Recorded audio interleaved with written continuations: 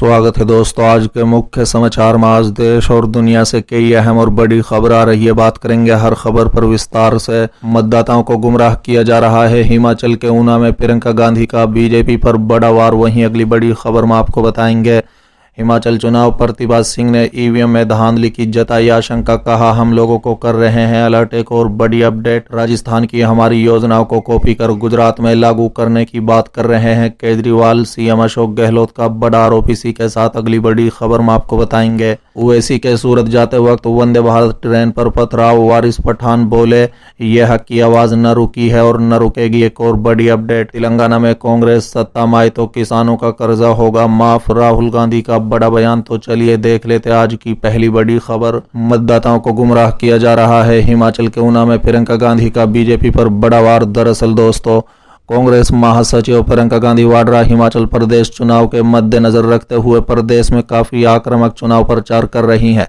उन्होंने हिमाचल चुनाव में सरकारी कर्मचारियों के लिए पुरानी पेंशन बहाल करने के समेत कई वादे सोमवार को किए। प्रधानमंत्री नरेंद्र मोदी पर परोक्ष रूप से निशाना साधते हुए उन्होंने कहा है कि जनता को ये समझना होगा कि दवा बदलने से बीमारी दूर नहीं होनी है। बता दें कि उन्होंने कहा है कि दवा बदलने से बीमारी दूर नहीं होने की बात उनके गुमराह करने के लिए की जा रही है। उन्होंने यहां परिवर्तन प्रतिगर रैली में आरोप लगाया कि हिमाचल से बीजेपी के कई बड़े नेता हुए, लेकिन उन्होंने अपनी तरक्की और जनता की तरक्की पर कोई ध्यान नहीं दिया। बता दें, प्रधानमंत्री नरेंद्र मोदी ने कहा था कि बार बार दवा बदलना बीमारी के इलाज में मददगार नहीं है। आपको एक ही दवा के साथ लंबे समय तक बने रहना है ताकि इसके असर को देख सकें। हर हफ्ते अलग अलग दवा लेने से किसी का भला नहीं होगा। हिमाचल प्रदेश ने यही गलती की है। प्रियंका गांधी ने सोमवार को यहां चुनावी सभा में प्रधानमंत्री का नाम लिए बगैर कहा कि बीजेपी नेता कहते हैं कि दवा बदलने से बीमारी दूर नहीं होती। क्या हिमाचल प्रदेश और वहां की जनता बीमार है? देखिए किस नजरिए से आप यानी जनता को देखा जा रहा है। आपको बताया जा रहा है कि आप बीमार हैं। समझ लीजिए कि आप लोगों को गुमराह किया जा रहा है। उन्होंने भारतीय जनता पार्टी पर कटाक्ष करते हुए कहा है कि उनकी डबल इंजन की सरकार में सिर्फ कुछ उद्योगपतियों को इंजन में तेल भरा जा रहा है। प्रियंका गांधी ने कहा है कि ये चुनाव आपका भविष्य तय करने वाला है।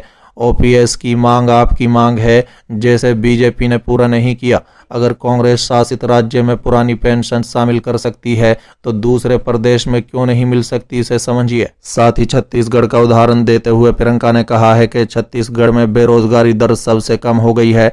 हमने 3 साल में 5 लाख नौकरियां दी हैं। राजस्थान में हमने 1.3 लाख नौकरियां दी हैं। यहाँ सरकारी नौकरियों के 63,000 पद खाली हैं, जिस वजह से प्रदेश का युवा चिंतित है। युवा शिक्षित है, मेहनती है और वो नौकरी चाहते हैं, लेकिन उनको बदले में क्या दिया जा रहा है। प्रियंका गांधी ने दावा किया है कि हिमाचल प्रदेश में कांग्रेस की सरकार बनने पर मंत्रिमंडल की पहली बैठक में ही 1 लाख रोजगार देने पर निर्णय होगा। प्रियंका ने पुरानी पेंशन योजना और रोजगार के मुद्दे का उल्लेख करते हुए कहा कि राजस्थान और छत्तीसगढ़ में कांग्रेस की सरकारों ने इन वादों को पूरा किया और मौका मिलने पर हिमाचल प्रदेश में इसे किया जाएगा। उन्होंने आरोप लगाया कि हिमाचल प्रदेश में बीजेपी सरकार में युवाओं के बीच नशा फैलाया जा रहा है, लेकिन रोजगार नहीं दिया जा रहा है। प्रियंका गांधी ने अग्निवीर योजना का हवाला देते हुए दावा किया कि ये लोग सेना की भर्ती को भी ठेका पर दे रहे हैं। हिमाचल प्रदेश में पहले 4,000 लोग भर्ती होते थे, लेकिन इससे सिर्फ 400 से 500 लोग भर्ती हो सकेंगे और इनमें से 75% लोग वापस जाएंगे। उन्होंने आरोप लगाया कि आज हिमाचल प्रदेश का बजट घटा है, लेकिन हर जगह घोटाला ही घोटाला है। शिक्षक भर्ती में घोटाला हुआ और कई अन्य भर्तियों में घोटाला हुआ। प्रियंका ने कहा है कि कांग्रेस की सरकार में 5 साल में 5 लाख रोजगार देने का पूरा प्रयास किया जाएगा। उन्होंने कहा है कि हमारा सिद्धांत सेवा और समर्पण का है, तो बीजेपी का सिद्धांत सिर्फ सत्ता में बने रहने का है। आप लोग अपने लिए वोट दीजिए, किसी की बात से गुमराह नहीं होना है। चलिए अगली खबर। हिमाचल चुनाव, प्रतिभा सिंह ने ईवीएम में धांधली की जताई आशंका, कहा हम लोगों को कर रहे हैं अलर्ट। दरअसल दोस्तों, हिमाचल कांग्रेस प्रदेश अध्यक्ष प्रतिभा सिंह का हेलीकॉप्टर कुल्लू के हरिपुर धारा पहुंच गया, लेकिन उन्होंने रैली के लिए जाना था देहरा के हरिपुर, फिर वापस कुल्लू से प्रतिभा सिंह दोहरा के हरिपुर पहुंची। चुनावी जनसभा को संबोधित करना पड़ा। प्रतिभा के हरिपुर में चुनावी जनसभा को संबोधित करना पड़ा प्रतिभा सिंह इससे पहले कगाड़ा जिले के इंदौर विधानसभा क्षेत्र में चुनावी कार्यक्रम में गई थी। बता दें कि दोहरा विधानसभा क्षेत्र के हरिपुर में कांग्रेस प्रत्याशी डॉक्टर राजेश शर्मा के चुनाव प्रचार में पहुंची प्रतिभा सिंह यहां रूठों को मनाती दिखी। दोहरा से ब्लॉक कांग्रेस अध्यक्ष हरिओम शर्मा को मनाया तो वहीं जवाली से रूठे डॉक्टर गुलशन को भी कांग्रेस पार्टी के लिए काम करने को कहा। दोस्तों, दरअसल दोहरा में कांग्रेस प्रत्याशी डॉक्टर राजेश शर्मा को बाहरी होने की वजह से अंदरूनी कला से गुजरना पड़ रहा है। हालांकि डॉक्टर राजेश शर्मा ये दावा भी कर रहे हैं कि उन्होंने दोहरा में ही मां गुलामुखी मंदिर के पास बनखड़ी में अपना घर बनाया है और उनका वोट भी दोहरा में है। 2017 विधानसभा चुनाव में भी धरतीपुर के नारे पर दोहरा से निर्दलीय प्रत्याशी होशियार सिंह जीते थे। बता दें कि प्रतिभा सिंह ने ईवीएम मशीन में धांधली होने की आशंका जताते हुए कहा है कि हम लोगों को अलर्ट कर रहे हैं कि सतर्क रहें। हरिपुर में आयोजित चुनावी जनसभा में प्रतिभा सिंह ने पूर्व में परिवार सरकार की उपलब्धियां भी गिनाई। उन्होंने कहा है कि जयराम ठाकुर कर्मचारियों को ओपीएस मुद्दे पर गुमराह कर रहे हैं। 5 साल दिए थे तब क्यों नहीं की? ओपीएस बहाल ये बहुत लेट हो गए हैं।